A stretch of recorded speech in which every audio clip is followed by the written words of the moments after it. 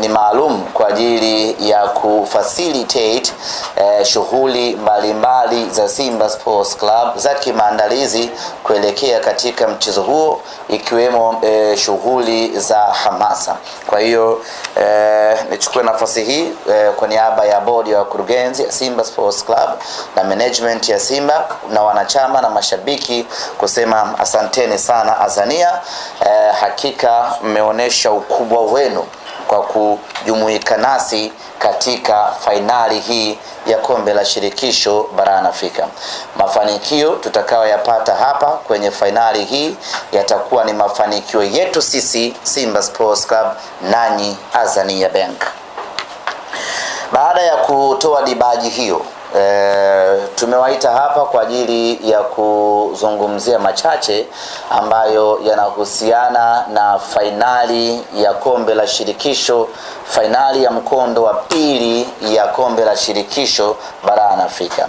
Fainali ambayo itakwenda kuamua hatma nani awe bingwa mpya wa Afrika kwa msimu wa 2024-2025, ambapo kiuhalisia ukiangalia vizuri kabisa unamuona Simba Sports Club akiwa ndio huyo bingwa wa Afrika msimu huu.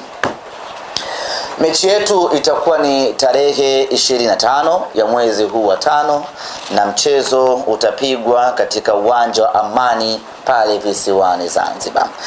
Na kikosi kinataraji kuondoka kesho kuelekea visiwani Zanzibar, kwa maana kikosi cha Simba kinataraji kuondoka kesho kuelekea visiwani Zanzibar kwa ajili ya kuanza mazoezi na maandalizi kuelekea katika mchezo huo.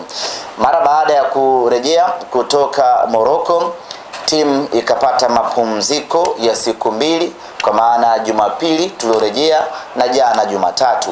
Leo Jumanne kikosi kinarejea mazoezini na kuingia moja kwa moja kambini katika uwanja wetu wa Mo Simba Arena kwa ajili ya programu hiyo, na tutaondoka kwa pamoja kesho kuelekea Zanzibar kwenda kuanza kambi yetu ya maandalizi kuelekea katika mchezo huo.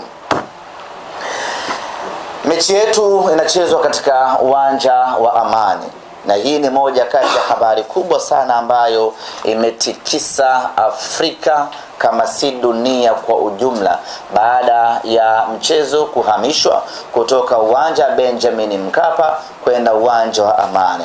Wengi wetu wa Tanzania, wa Afrika na wanasimba kwa ujumla tulitegemea, tulidhani, tulitaraji na tulijiandaa